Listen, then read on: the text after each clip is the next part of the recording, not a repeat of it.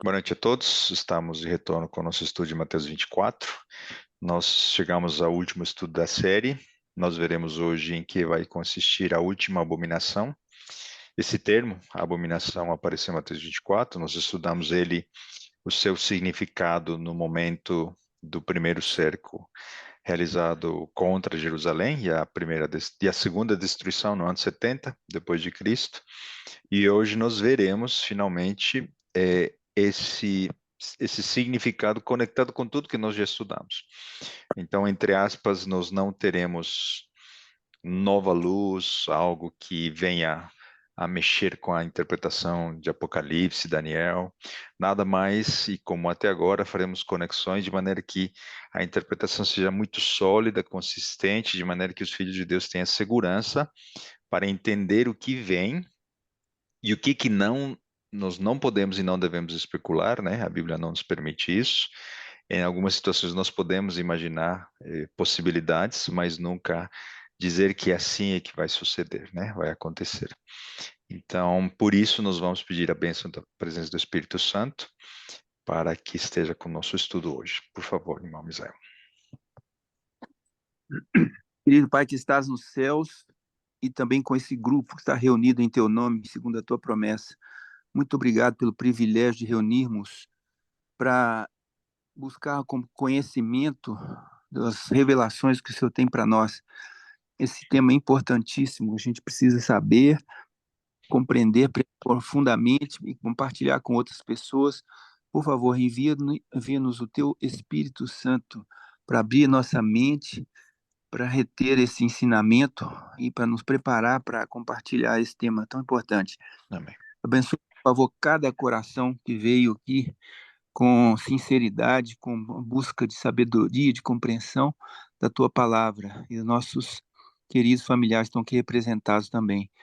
Dê uma bênção a cada um deles e cada um de nós. E em teu nome que nós oramos. Amém. Amém. Muito obrigado. Deus é maravilhoso, né? É, eu não imaginava, e eu estava pensando isso hoje principalmente, né? Que nós íamos propor Mateus 24 depois de nós termos estudado Daniel, Apocalipse e o Santuário. Na verdade, Mateus 24 é como se fosse a congruência desses estudos. O embasamento que nós adquirimos em Daniel, Apocalipse e o Santuário vão nos ajudar a navegar com muita tranquilidade por esse último estudo, tá bom? Então, quando eu mencionar esses materiais, por favor, quem chegou a Mateus 24 recentemente, nosso grupo, a nossa série, eu faço o convite, vá ter o respectivo estudo que eu devo mencionar durante esse estudo de hoje e amplie a sua compreensão a respeito disso, porque algumas expressões que talvez eu venha usar serão muito melhor explicadas quando nós formos entender a profundidade de algo que já foi explicado anteriormente, tá bom? Então, e aí vai ficar, e aí, claro, quem já acompanha essas séries vai ficar na vantagem, entre aspas, mas aquele que tem o desejo, a sede, como o irmão Misael falou, né, está sedento da palavra de Deus, vai aprofundar e não há limites, né, pela graça de Deus para esse conhecimento. Muito bem, então nós vamos ler Bíblia, Bíblia e muita Bíblia, tá bom? O texto em questão que nós vamos entender hoje se encontra em Mateus 24:15. Quando, pois, virdes que a abominação da desolação de que falou o profeta Daniel está no lugar santo, quem lê, entenda. Então, o primeiro ponto aqui já o próprio Cristo nos traz essa dica, né? Estude Daniel, estude o santuário, para que você possa me entender quando você for ouvir as minhas palavras alguns séculos depois, né? Então, a fim de entendermos esse significado da abominação desoladora, nós vamos conectar tudo que nós já estudamos de Mateus 24, quer dizer, a primeira destruição de Jerusalém, com foco em Babilônia, não tanto essa destruição, mas principalmente a segunda destruição, quando os romanos cercaram a cidade, no primeiro e no segundo cerco, e apenas no segundo ocorreu a destruição, certo? Então, Roma já estava envolvida nesse ataque direto contra o povo de Deus. Houve um tempo de graça, houve um mensageiro, houve uma profecia, houve todos os sinais se cumpriram para que aqueles que pudessem ver o sinal, né, os soldados romanos sitiando Jerusalém pudessem fugir. Houve um milagre, Deus trabalhou no coração, nas estratégias dos generais, esse exército foi retirado por uma ordem do imperador romano, de maneira a apoiar uma outra frente de batalha, e então os que viram e reconheceram o sinal, e principalmente tiveram a fé e a confiança em acreditar nas palavras de Jesus, saíram, não vou dizer fugiram, mas saíram, e fugiram no termo, em termos de não levar consigo o que, de fato, talvez fisicamente, em termos de patrimônio, etc., se encontrava na cidade de Jerusalém. Eles saíram, e de alguns meses depois veio o segundo cerco e a destruição final. Tá bom? Eu não vou ter tempo de falar sobre a aplicação exata desses dois cercos, mas eu vou postar amanhã um material complementar ao estudo de hoje, que está no livro Grande Conflito, onde muito claramente Ellen White, sinalizar o que eu vou comentar utilizando a Bíblia, tá bom? Então, por vezes, eu vou me referir ao Grande Conflito, ao capítulo 1 desse livro, e ali eu preparei, eu vou enviar amanhã um resumo do que Ellen White confirma através do estudo bíblico apenas que nós faremos hoje, tá bom? Então, em primeiro lugar, sempre a Bíblia e apenas a Bíblia, e ela, inspirada por Deus, vai confirmar o que nós vamos apresentar hoje na Bíblia, tá bom? Então, reforçando sempre nosso insight inicial, né? A destruição de Jerusalém é figura do que vai ocorrer no futuro. Então, a abominação da desolação que ocorreu na destruição de Jerusalém será a peça-chave para nós entendermos a abominação final que está ainda para ocorrer, tá bom? Então, Apocalipse 17, ele vai descrever a última abominação através de uma igreja chamada mãe prostituta e que tem filhas e que vai levar o cristianismo à apostasia, tá bom? Porém, ela será destruída, ela será desolada, devastada pelos reis que entenderão esse engano, tá bom? Então, essas duas destruições que eu comentei projetam é, paralelismos para o futuro, tá? Então, o povo de Deus estará sendo perseguido por esse poder quando nós analisarmos essas duas destruições, tá? Então, por isso que nós vamos, nesse primeiro momento, falar a respeito da primeira destruição, ok? Sempre com foco na abominação. Nós já fizemos isso, mas com foco em outros detalhes. Hoje nós vamos falar sobre a primeira destruição, né? Relatada, profetizada por Jeremias, vivenciado por Daniel e principalmente olhando o livro de Ezequiel, tá? Quando Babilônia atacou, queimou o muro e destruiu o templo e os muros da cidade, tá? E depois nós já vamos passar mais rapidamente pela segunda destruição. Então, segundo Jeremias 31 e 32, a Bíblia diz o seguinte, uma recapitulação bem rápida do contexto, né?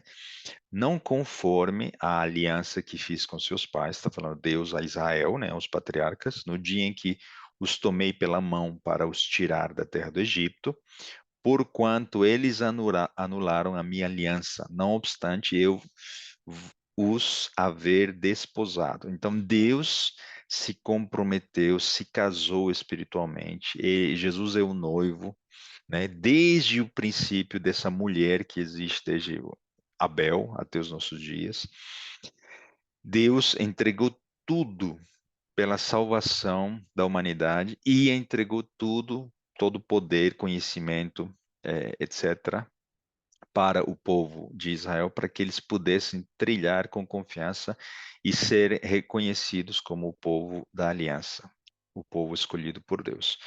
Porém, o que eles fizeram? Eles anularam a aliança. O que é anular um compromisso de casamento, se não é adulterar, né, espiritualmente com outros deuses? Então, o versículo 32 de Ezequiel, ele vai dizer assim: passou o tempo, nós já falamos sobre isso, né? O adultério, a crônicas, reis, a divisão do reino, e tanta história compilada na Bíblia a respeito da idolatria, desobediência, infidelidade. Todos os profetas maiores, menores, trouxeram mensagem, advertência, chamado, apelo, juízo, e tanta coisa que Deus demonstrou, né? Longanimidade, misericórdia. A gente falou dos 490 anos de paciência, né? Uma profecia indicando o tempo limite para essa última chance. Nós estudamos a parábola da figueira. Nós vimos de que Jesus deu mais um ano de é, graça, né? Para ele abonar aquela terra, aquele material espiritual que estava prestes a terminar seu período de profético, né, como povo escolhido de Deus. E depois desse ano e meio, no último ano do ministério de Cristo, de fato, Jesus teve que dar a sentença, né, que a figueira deveria se secar para sempre. Então, Deus falando, né, foste como uma mulher adúltera que em lugar de seu marido receber a estranhos. Esses estranhos são os deuses de outros povos, de outras nações que foram enganadas por Satanás e que levaram essa influência devastadora para o povo de Israel. Então, Israel se tornou uma prostituta devido às fornicações que se encontravam no meio dela. Mas confiaste na tua formosura e te entregaste à lascívia, graças à tua fama, e te ofereceste a tudo o que passava para seres dele. Eu não vou ter também muito tempo para comentar, e talvez a gente poderia fazer isso depois da gravação, é, em que situações nós, povo escolhido de Deus, estamos nos assemelhando a Israel do passado. Se a destruição, a abominação desoladora virá e todos os elementos e os sinais de Mateus 24 vão se cumprir, um outro sinal muito triste, muito claro, é também a condição do povo remanescente de Deus nos últimos dias.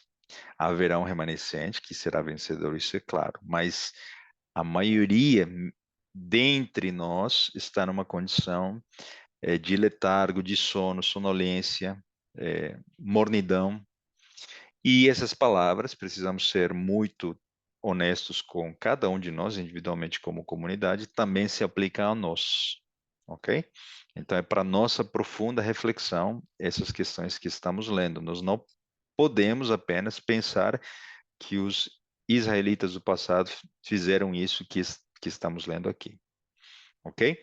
Na sequência, então, Jerusalém se tornou prostituta com os assírios, com os cananeus, com os caldeus, como indica aqui em Ezequiel 16, 28 a 30. Também te prostituíste com os filhos da Síria, porquanto eras insaciável e prostituindo-te com eles, nem ainda assim te fartaste. Antes, multiplicaste as tuas prostituições na terra de Canaã, até a Caldeia, e ainda com isso não te fartaste. Quão fraco é o teu coração, diz o Senhor Deus, fazendo tu todas as coisas só próprias de meretriz descarada. Quais seriam esses povos, se fôssemos parafrasear ou tentar uma interpretação para os nossos dias?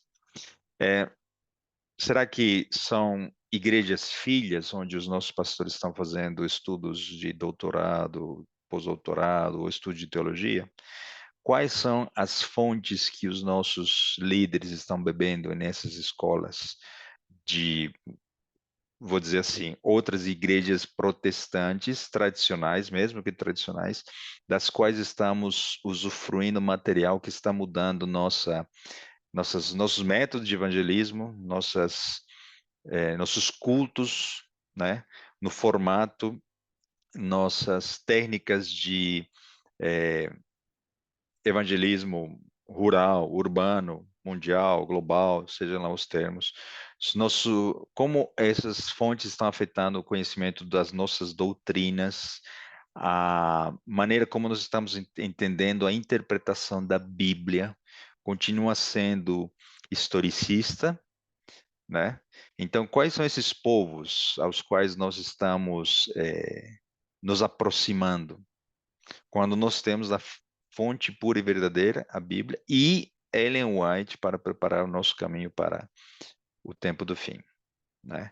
Então, quanta coisa nós poderíamos falar aqui a respeito de como nós temos crescido, temos nos tornado ricos, temos hospitais, temos escolas, faculdades, universidades.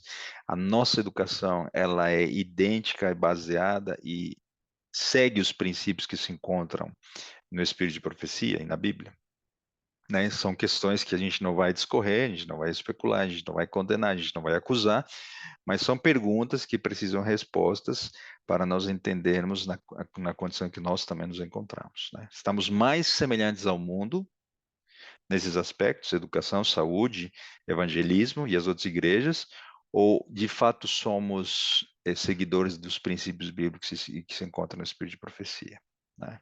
Então veio a mim a palavra do Senhor, é, dizendo: Filho do homem, faze conhecer a Jerusalém as suas abominações.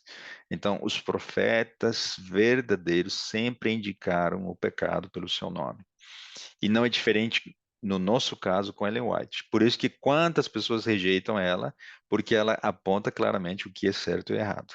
E ela, independente do contexto, né, entendendo corretamente o contexto, nós podemos sim dizer que ela não dá margem de dúvida, tá? Então, Ezequiel é um profeta que, quem sabe, e aí eu tenho muito pouco conhecimento ainda, mas quem sabe, eu preciso de muito tempo de preparo para nós estudarmos Ezequiel. Ezequiel é um livro valioso porque fala de juízo, se conecta com Daniel, apresenta cenas de juízo, de selamento, e a gente está só extraindo aqui alguns insights, né, dele para conectarmos com Mateus 24. Então, é, esse povo de Israel, representado por uma mulher, né, uma nação, ele se adornou com joias. Tomaste as tuas joias de enfeite, que eu te dei do meu ouro, do meu ouro e da minha prata, e fizeste estátuas de homens e te prostituíste com elas. Alguém poderia dizer, né, mas nos nossos dias, hum, a igreja adventista não está construindo imagens, não está fazendo essas coisas, mas há um simbolismo que precisamos entender, né? Quais são essas joias que nós estamos colocando? Sem dúvida não são literais, né? Embora a gente já até poderia especular e dizer que em alguns casos é, estamos a caminho de imitar o mundo no aspecto literal, quando nós falamos do estilo de vida das nossas irmãs, né? Esse não é o assunto do nosso estudo, mas esse texto é mais simbólico do que literal. Ezequiel 23:40 ainda vai dizer o quê? E mais ainda, mandaram vir uns homens de longe, fora lhes enviado um mensageiro, e eis que vieram por amor deles. Te banhaste, coloriste os teus olhos e te ornaste de enfeites.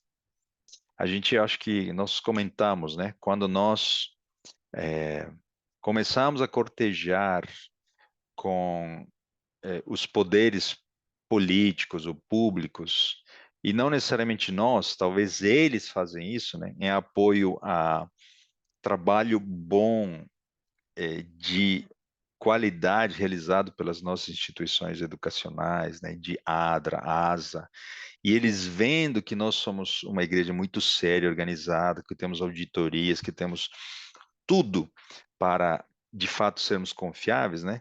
Aí talvez uma das ciladas que nós não podemos e devemos cometer é receber dinheiro público para depois essa negociação ser usada contra nós quando a igreja e o Estado forem se unir, né?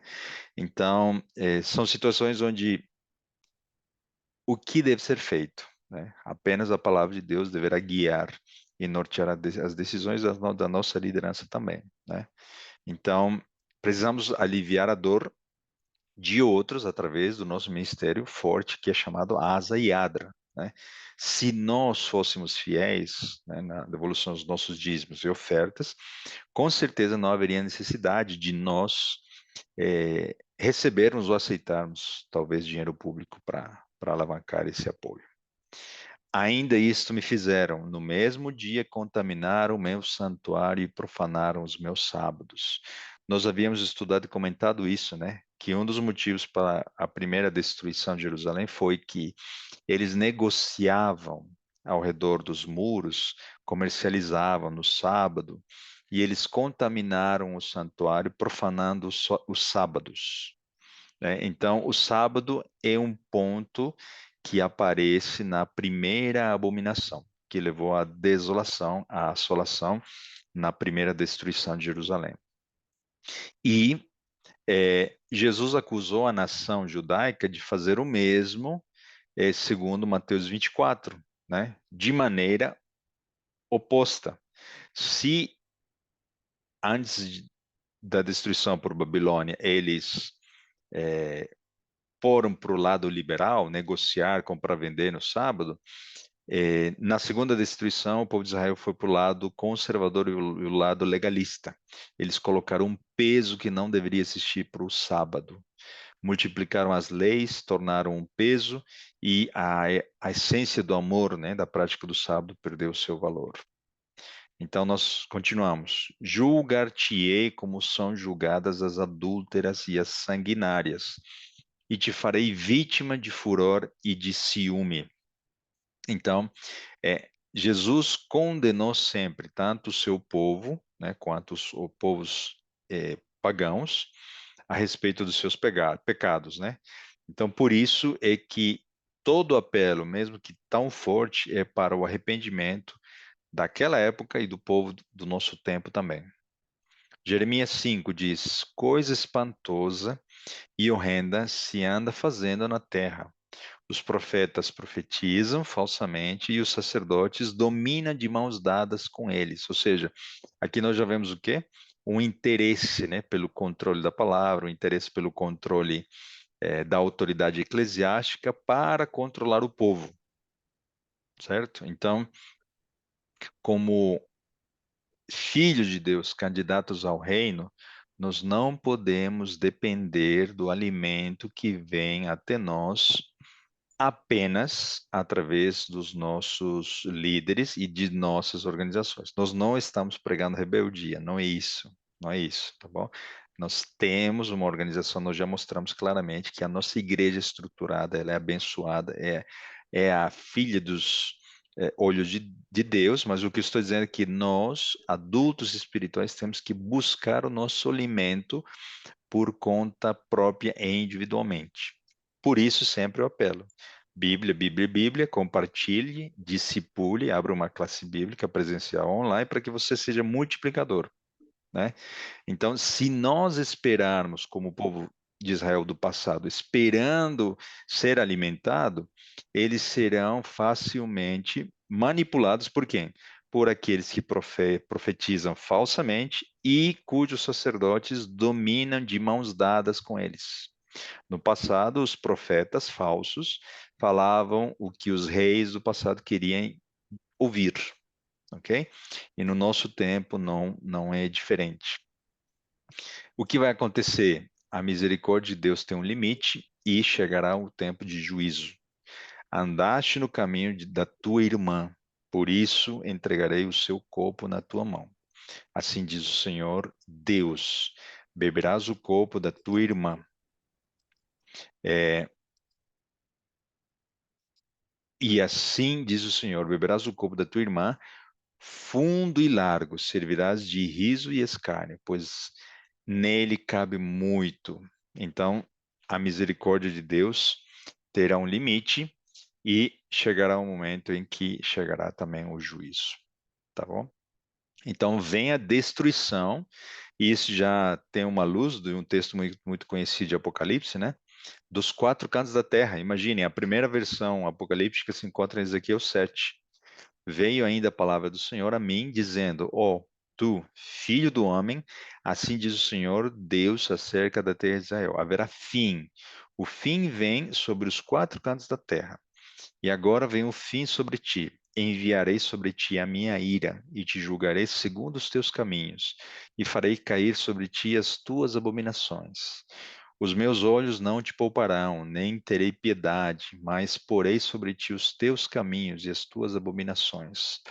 Estarão no meio de ti, sabereis que eu sou o Senhor. E quando nós nos lembramos do título do nosso estudo de hoje, né, a abominação desoladora, nós precisamos lembrar de que essa abominação ocorrerá em dois níveis, né?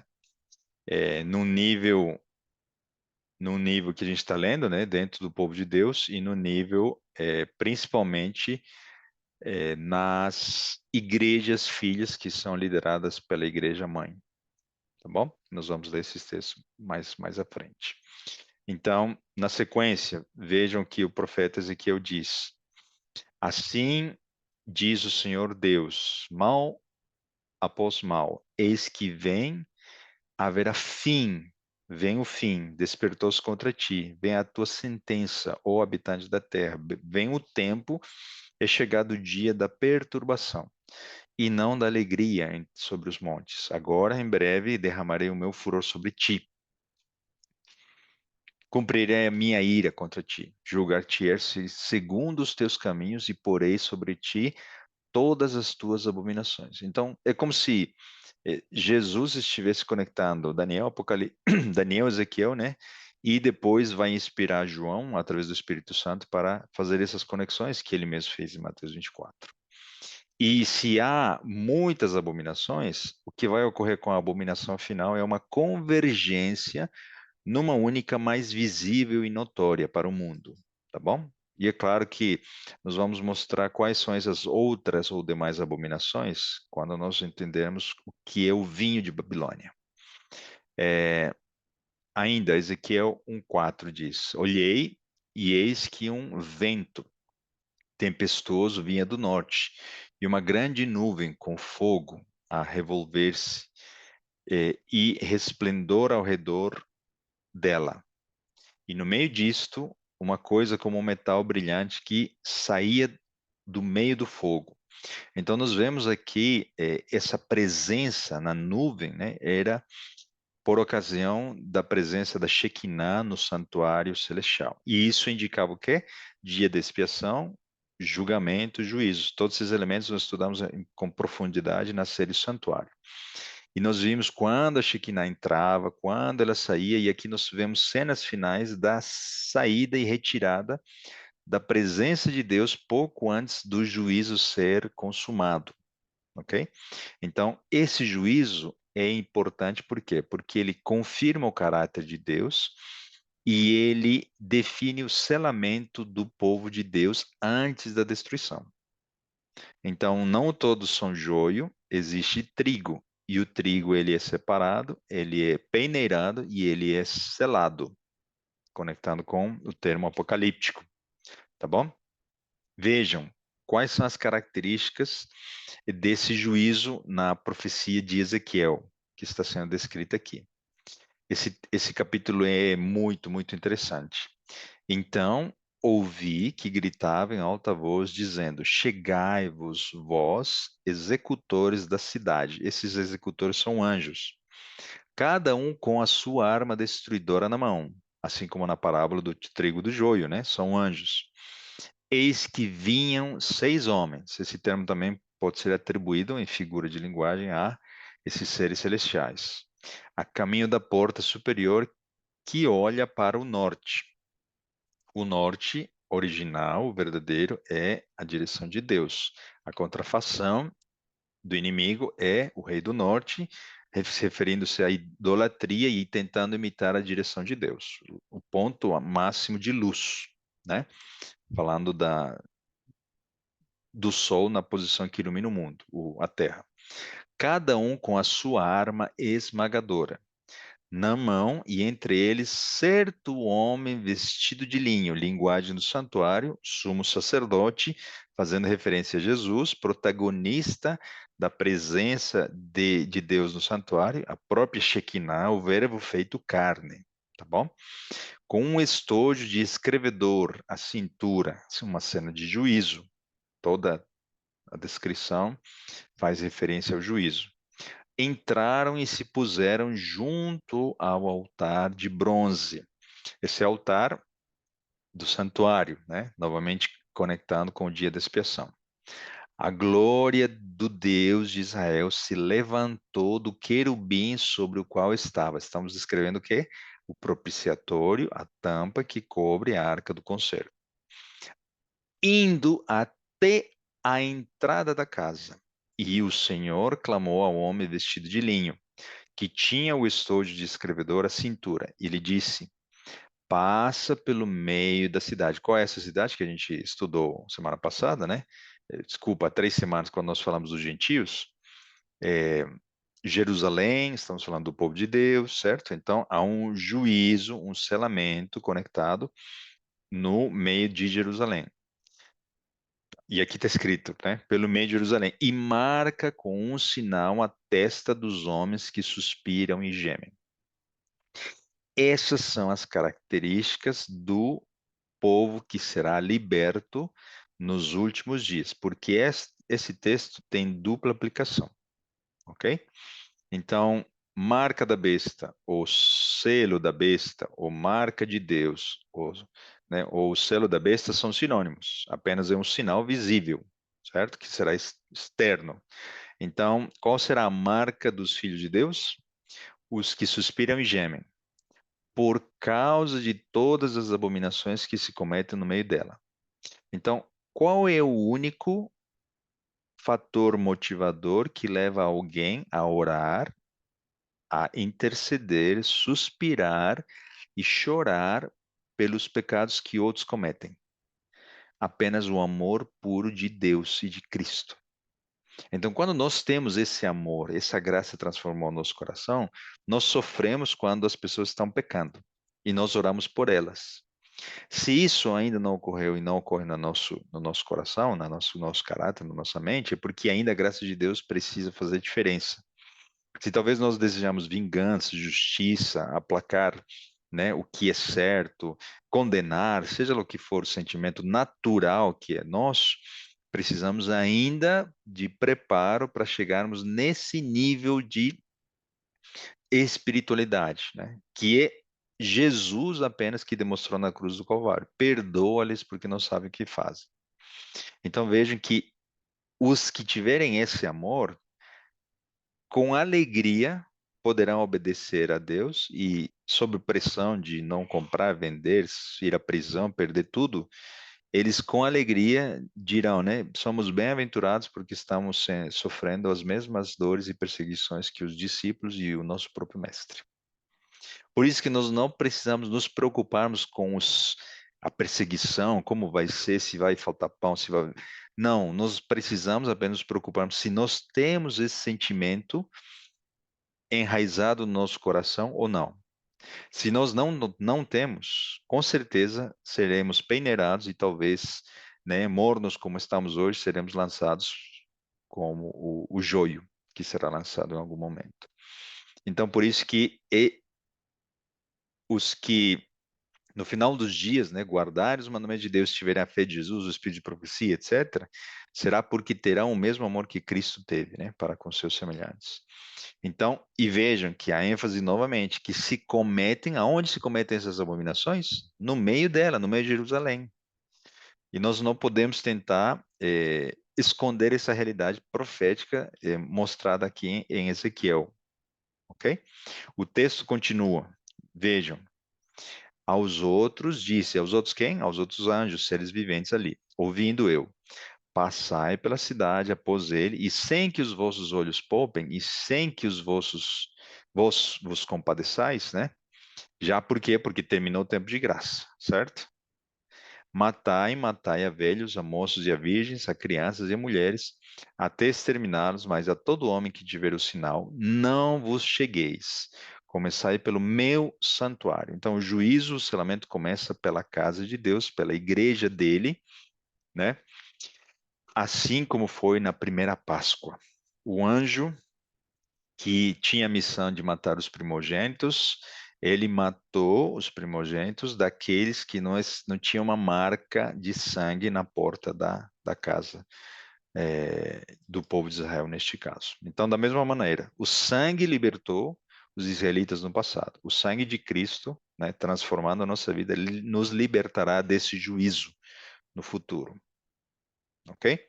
Então, a interpretação destas cenas são muito claras. Juízo, ordem de Deus, santuário, fim do tempo de graça, a ira de Deus cai e se inicia esse selamento com a casa de Deus.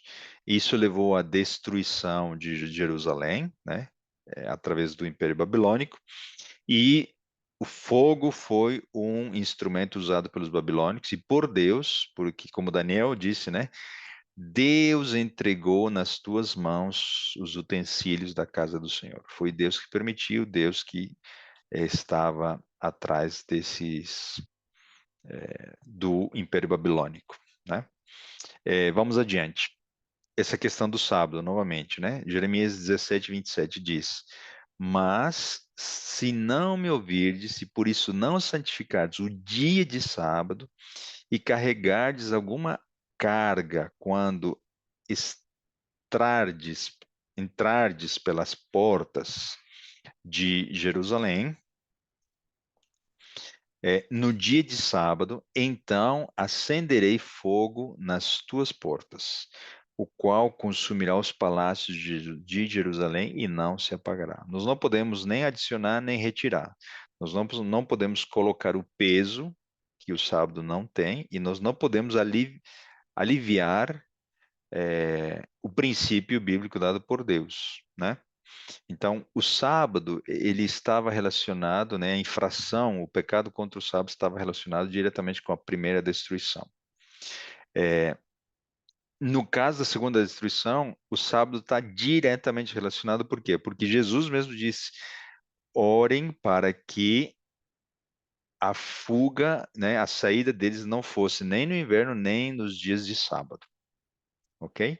E, como eu comentei, por causa das tradições que o povo de Israel adicionou ao sábado, né? O legalismo, o peso excessivo da lei. Vejam que está escrito em Lucas: Vós sois os que vos justificais a vós mesmos diante dos homens. Mas Deus conhece o vosso coração, pois aquilo que é elevado entre os homens é a abominação diante de Deus. Então, o sábado é o sinal entre Deus e seu povo no passado, no presente e no futuro, porque o sábado será guardado lá no céu. Vejam, Ezequiel 20, 12 e 20 diz, né? Apenas pelo tempo, né? Os sábados, os meus sábados, são para servirem de sinal entre mim e eles. Então, por isso que terá a visibilidade futura que a gente já comentou. E quando nós estudamos o santuário, né? Nós vimos de que o sábado é o centro do centro do centro do centro do centro de Israel, Jerusalém, o santuário, o tabernáculo, o lugar santíssimo, a arca do concerto, os 10 mandamentos, o centro da lei, o sábado.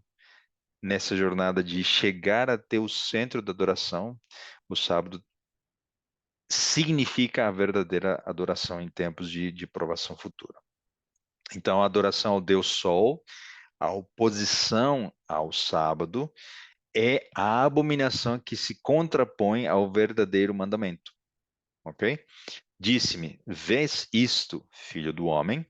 Verás ainda abominações maiores do que estas. Levou-me para o átrio de dentro da casa do Senhor, e eis que estavam à entrada do templo do Senhor, entre o pórtico e o altar, cerca de 25 homens, de costas para o templo do Senhor. Ou seja, deram as costas para quê? Para o santuário. Para... Não, não estamos dizendo que apenas, talvez, literalmente, talvez simbolicamente, né? Quando nós dermos as costas a toda a doutrina do santuário, nós não teremos base e fundamento para guardar o sábado. Estaremos expostos a esta cena, né? E com o rosto para o oriente, ou seja, adorando, né? Adoravam o sol virados para o oriente. O selo de Deus é o sábado, a marca da besta é o quê? O que ocorreu no passado e vai ocorrer no futuro. A guarda do dia do sol, o domingo. Tá bom? Então, por isso, nós já podemos já lançar, através da Bíblia, a interpretação de que a última abominação será a guarda do falso dia de adoração.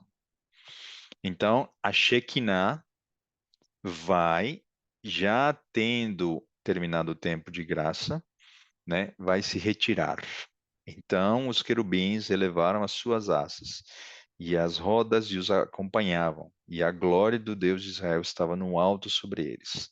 A glória do Senhor subiu do meio da cidade e se pôs sobre o monte que está a oriente da cidade. Essa cena se repete quando Jesus se afasta e sai pela última vez do templo de Jerusalém, olha com muita tristeza da da montanha, né, da colina que estava ali em frente, e ele se retira também antes da segunda destruição. As mesmas cenas. Qual será a terceira e última retirada da Shekinah, da presença de Deus? Do santuário celestial. Nós montamos uma figura muito, com todos os textos bíblicos, com os três paralelismos, num dos últimos estudos sobre o santuário também. Acompanhe lá para você se aprofundar um pouco mais. Então, ainda, né, Deus falando para Ezequiel: julgar-te-ei como são julgadas as adúlteras e as sanguinárias, e te farei vítima de furor e de ciúme. Entregar-te-ei nas suas mãos, e derribarão o teu prostíbulo de culto e os teus elevados altares. Despir-te-ão os teus vestidos, tomarão as tuas finas joias e te deixarão nua e descoberta. Farei subir contra ti uma multidão, apedrejar-te-ão e te traspassarão as suas espadas, perdão. Então Deus vai retirar a sua graça protetora, é, de maneira que o suposto povo de Deus estará exposto, né, a essa vergonha que será receber a perseguição daqueles que nos conheciam como os guardadores do sábado, mas chegado o momento nós não teremos estou falando daqueles que estão repetindo essa cena, né? Daqueles que se perderão por não não ter tido a fé, a graça suficiente transformando seu coração de maneira a sucumbir através desse julgamento que vai ocorrer também. O texto bíblico diz aqui é muito duro, né?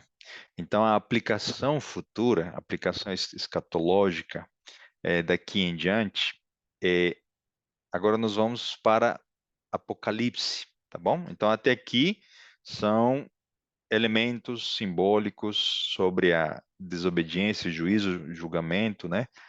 Selamento. Agora nós vamos para Apocalipse para ver como se conecta exatamente isso com Ezequiel, tá bom? Então, vi Apocalipse 12:1. Grande sinal do céu, a saber, uma mulher vestida do sol. Está falando do povo de Deus, né? Com a lua debaixo dos pés e uma coroa de 12 estrelas. As estrelas conectam 12 tribos com 12 apóstolos, para dar muito claramente a entender de que estamos falando da mesma igreja, do mesmo povo, apenas mudando o momento da história em que está João recebendo a, a visão. Então, é, essa mulher, o que ela vai fazer? Ela vai fugir para o deserto, onde lhe havia Deus preparado um lugar para que nele a sustentem durante 1260 dias. Um poder romano perseguidor, né, perseguiu a mulher e ela foi salva, né, por um milagre de Deus. Essa mulher, ela é, segundo Efésios, né, ela é a igreja de Cristo. Maridos, amai vossa mulher, como também Cristo amou a igreja e a si mesmo se entregou por ela. Então, nós somos, espiritualmente falando, a noiva, né? Ele é o noivo a qual aguardamos, segundo a parábola das 10 virgens, ok? Porém, essa igreja também, né, se prostituiu, ok?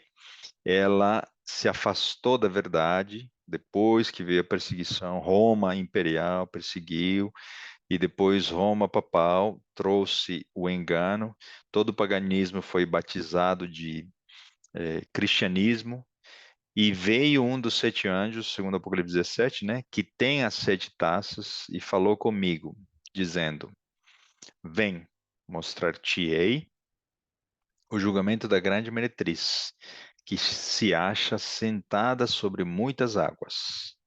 É, essas águas são povos, nações, multidões e línguas, né? E essa igreja é a herança dessa igreja católica apostólica romana, que chega até os nossos dias na versão de ter uma ferida mortal, né? Que está em vias a ser curada. Com quem se prostituíram, mesmas cenas, né? Que o povo de Israel no passado, essa igreja se afastou, se prostituiu e teve contato com poderes políticos, poderes públicos no passado e também ocorrerá no futuro. Com quem se prostituíram os reis da terra com o vinho da sua devassidão. Foi que se embebedaram os que habitam na terra. Essa linguagem é puramente simbólica, né? Vinho representando as doutrinas, né? A idolatria, práticas espiritualistas, é, ensinando como nós deveríamos relacionar com Deus, né? Ou muito sentimentalizado, né? Ou muito distante de um Deus verdadeiro, tirano, juiz, que está disposto a lançar para o inferno todos aqueles que pecam, que está com uma caneta na mão para anotar qualquer pensamento, qualquer ato nosso. Então, qualquer desvio da verdade do caráter e da imagem de Deus nasceu na mente de Satanás e foi propagado através desse poder enganador. Mudou os tempos e a lei, o segundo mandamento, o quarto mandamento, né? Se fornicou com os reis, faz acordos políticos, diplomáticos, não, na essência, não acredita na justificação pela fé, né? Porque existem ainda indulgências é, ocultas, né? Não do mesmo modo que na época da Idade Média, mas ainda existem procissões, aquela ideia de fazer algo para agradar a Deus, né, promessas, etc. É, os animais imundos, não há diferença, né, quando Deus tem o puro e o impuro, o sábado e o domingo, tem os elementos puros e impuros muito claros, né, o profano e o santo, que a gente estudou também, perseguiu os santos e a coroa dessas abominações, né, a guarda do dia do sol, a guarda do domingo, como uma doutrina que reconhece a autoridade humana que mudou a lei de Deus e esquece a autoridade divina e reconhece e não reconhecendo assim a Deus como criador. Então ela estava também o quê? Essa mulher estava vestida de púrpura e de escarlata, adornada de ouro, de pedras preciosas e de pérolas, tendo na mão um cálice de ouro transbordante de abominações, e com as imundícias da sua prostituição. Então, essas características, perceberam? Semelhantes àquelas que nós descrevemos em Ezequiel, ok? Então, estamos fazendo os paralelos muito, muito claros entre esses dois capítulos. Porém, né, e aqui está muito claro, né, nesse texto bíblico, essa igreja, ela é mãe e tem filhas. Então, na sua fronte achava-se escrito um nome, um mistério, Babilônia, a grande, a mãe das meretrizes e das abominações da terra. Então, como a gente falou, o vinho configura e resume várias abominações, mas a abominação que vai ter visibilidade final será a guarda do domingo, tá? Dentre outras que levou ao mundo a praticar. Então, vi a mulher embriagada com o sangue dos santos, vai perseguir, está curando sua ferida, se preparando para perseguir os santos novamente. E com seu sangue e com o sangue das testemunhas de Jesus. E quando a vi, admirei-me com grande espanto. Então, esses textos de Apocalipse está indicando claramente que ela está cheia de abominações, tá? É, e ela é prostituta porque ela faz acordos e alianças com poderes do Estado, poderes públicos e governos, ok? É interessante que essa palavra abominação, ela vem de uma palavra grega, que também se encontra em Apocalipse 17, né, que estamos citando aqui, e em Mateus 24:15, e em Marcos 13:14.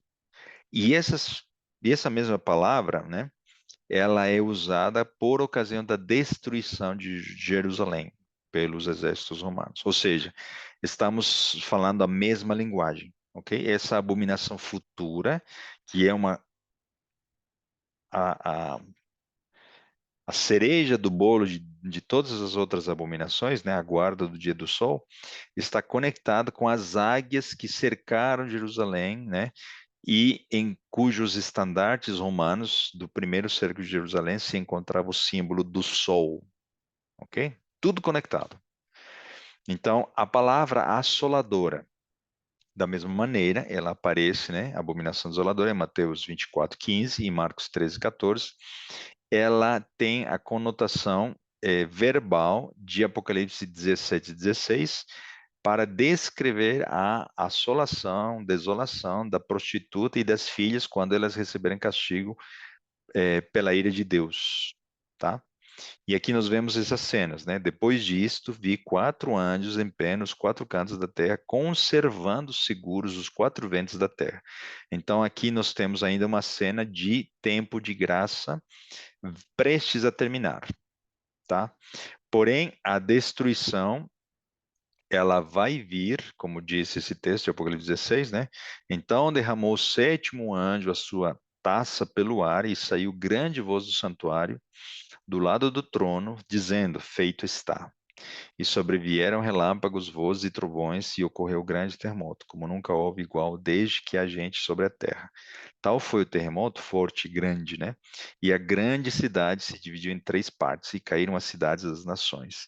E lembrou-se da grande Babilônia para dar-lhe do cálice do vinho do furor da sua ira. Essas cenas de juízo se referem ao fato dela ter levado o mundo à abominação final.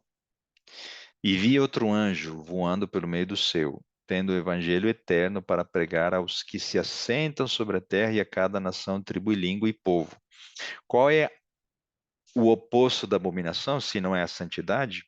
É a lembrança de que existe um juízo que chegou e o mundo deve adorar aquele que fez o céu, a terra, o mar e as fontes das águas. Qual é o mandamento de Deus que nos lembra que Deus foi criador da terra, céu e mar?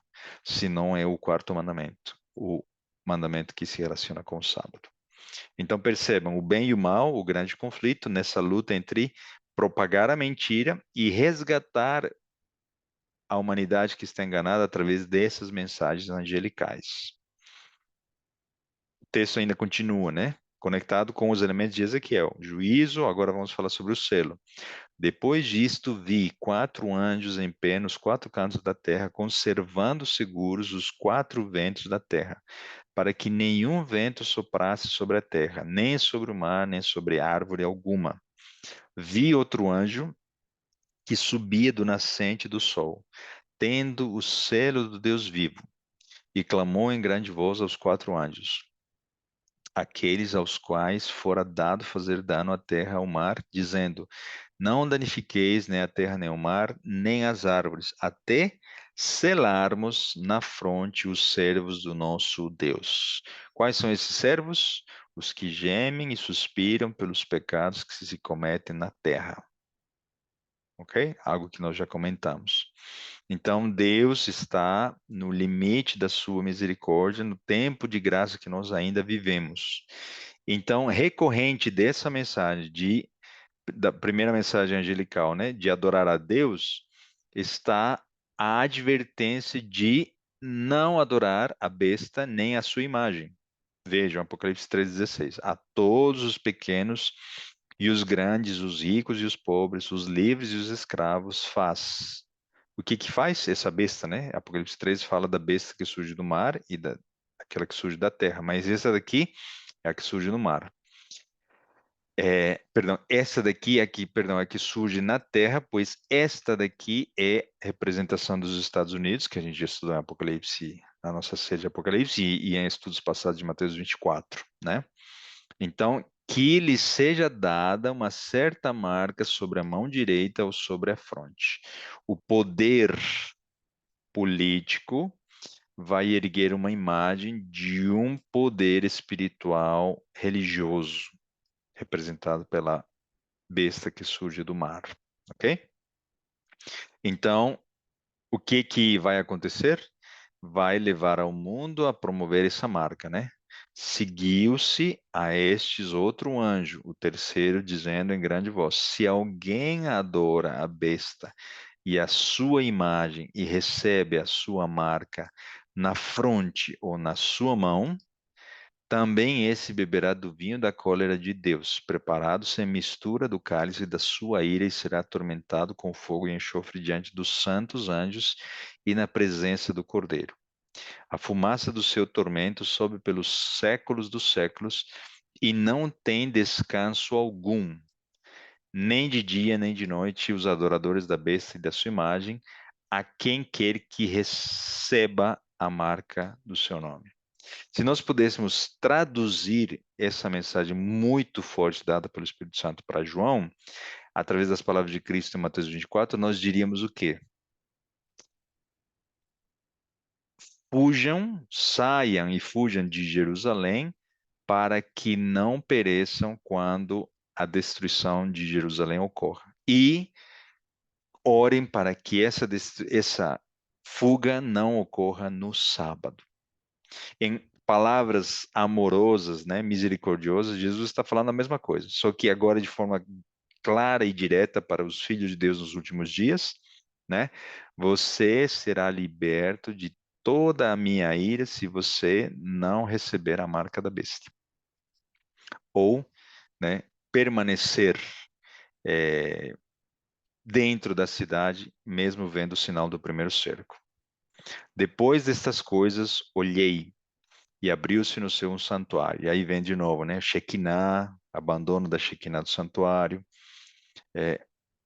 do tabernáculo do testemunho, e os 7 anjos que tinham os 7 flagelos saíram do santuário. Saíram de onde? Do lugar santíssimo, da arca do concerto. Por quê? Porque ali se encontra a presença de Deus, que é como fogo consumidor. Vestidos de linho puro e resplandecente, e cingidos ao peito com cintas de ouro. Então, um dos 4 seres viventes deu aos 7 anjos 7 taças de ouro cheias da cólera de Deus, que vive pelos séculos dos séculos. O santuário se encheu de fumaça, procedente da glória de Deus e do seu poder, e ninguém podia penetrar no santuário, pois estava ali em cenas finais da saída de Jesus como sumo sacerdote, quando as últimas taças, né, das pragas estavam sendo derramadas por esses anjos, né, com seus flagelos. Falou-me ainda, né, as águas que viste onde a meretriz está sentada são povos, multidões, nações e línguas. Os 10 chifres que viste são a besta. Esses odiarão a meretriz e farão devastada e despojada e comerão as suas carnes e a consumirão no fogo. Cenas de juízo, como em Ezequiel 9, contra aqueles que ainda permanecerem em Babilônia.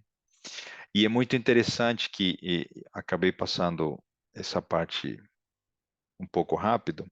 Quando nós vemos essas cenas de juízo, né, das pragas caindo e juntamos com os textos de Apocalipse 13, nós vemos de que a advertência de Deus para que nós não recebamos a marca da besta, ela é uma advertência que tem a ver com os 4 primeiros mandamentos. Por quê? Porque essa primeira besta que surge da terra, né, a Roma papal nos últimos dias, ela professa ocupar o lugar de Deus, mudando a lei, emitindo juízo, né, e perseguindo os filhos de Deus, as criaturas de Deus. Primeiro mandamento infringido. Essa besta que surge da terra, ela faz uma imagem, segundo o mandamento infringido, não farás imagem, né? Uma imagem de adoração, segundo Apocalipse 13, segundo o mandamento infringido. Terceiro mandamento infringido, essa besta professa falar em nome de Deus, tem dois chifres como de cordeiro, né? Ela tenta levar uma lei de Deus ao mundo, preparando o caminho para um falso Messias. E qual é o quarto mandamento infringido? Essas duas bestas unidas, né, política e religião, elas pisoteiam o sinal de Deus Criador, o sábado, propondo um dia falso de adoração. Então vejam como tudo se conecta quando nós falamos desses elementos: selo de Deus, sábado e eh, marca da besta, né? Então, como será o castigo final? O castigo final será essa congruência da marca da besta sendo colocada e configurando a abominação desoladora final. Depois dessas coisas, vi descer do céu outro anjo que tinha grande autoridade, e a terra se iluminou com a sua glória. Então exclamou com potente voz, dizendo: Caiu, caiu a grande Babilônia, e se tornou morada de demônios, covil de toda espécie de espírito imundo e esconderijo de todo gênero de ave imunda. Como ocorreu no passado, vai ocorrer no futuro. Pois todas as nações têm bebido do vinho do furor da sua prostituição. Essas duas bestas não vão levar ou criar um sistema global de adoração, de controle, né? É por isso que esse vinho, né, define uma prostituição mundial. Com ela se prostituíram os reis da terra, também os mercadores da terra se enriqueceram à custa da sua luxúria. Ouvi outra voz do céu dizendo: Retirai-vos dela, povo meu, para não serdes cúmplices dos seus pecados e para não participardes dos seus flagelos. E é por isso que nós estamos aqui nessa missão. Mateus 24 também é uma maneira de apresentar a mensagem dos três anjos. É uma maneira de advertir ao mundo que essa abominação desoladora que Jesus falou, mencionando o profeta Daniel, é uma lei dominical vindoura que será erguida nos Estados Unidos. É, e nós estamos tirando isso de Daniel 12, perdão, Daniel 7, Daniel 8, né? Daniel 11, Apocalipse 12, 13, principalmente, para dar essa interpretação final. Estamos apenas só conectando, recapitulando e levando à conclusão do nosso estudo. Então, que Deus permita que nós, tendo essa clareza, foquemos no nosso preparo espiritual através de um relacionamento vivo com Deus. E pensando melhor a respeito de como nós poderíamos terminar a nossa série, creio que o mais conveniente vai ser nós estudarmos na semana que vem os comentários de Ellen White a respeito da abominação desoladora final, tá bom? Então, em lugar de eu compartilhar apenas um material frio, né? Nós vamos ler juntos, vamos comentar juntos esse compêndio, essa compilação que preparei do capítulo 1 do livro Grande Conflito, tá bom? E vocês vão ver que ela vai convergir para Mateus 24, destruição de Jerusalém, abominação final, guarda do domingo através de uma lei dominical, saindo, se originando nos Estados Unidos da América, tá bom? Que Deus nos abençoe para que nós possamos confirmar esses estudos através da palavra de Deus, o espírito de profecia, e nós possamos a cada dia renovar nosso compromisso com Deus para sermos fiéis, né? Fiéis a toda prova. Vamos orar. Nosso querido Deus, nosso amado Pai, muito obrigado mais uma vez pela oportunidade de retornarmos aqui para estudarmos a Tua palavra. Estamos vivendo tempos que mostram claramente que o mundo se aproxima de um caos, de uma guerra, a imoralidade continua, as abominações se propagam, mas nós confiamos também de que a luz é mais intensa, é mais forte, e mensagens como esta mostrarão a muitas pessoas, Senhor, que o Senhor foi fiel desde o início propondo uma aliança, um compromisso, uma entrega à tua igreja, ao teu povo, para poder salvar a todos aqueles que aceitarem essa aliança. Por isso também nós, Senhor, pedimos perdão pelos nossos pecados, suplicamos misericórdia, porque ainda existe graça, fazemos confiar nos méritos de Jesus e pedindo sempre clareza através dos teus escritos que se encontram na Bíblia, um espírito de profecia para o nosso preparo. Abençoe as pessoas que estão aqui, ao vivo, e aquelas que ouvirão esses materiais com as gravações. São bênçãos que nós pedimos e agradecemos, e fazemos em nome de Jesus. Amém.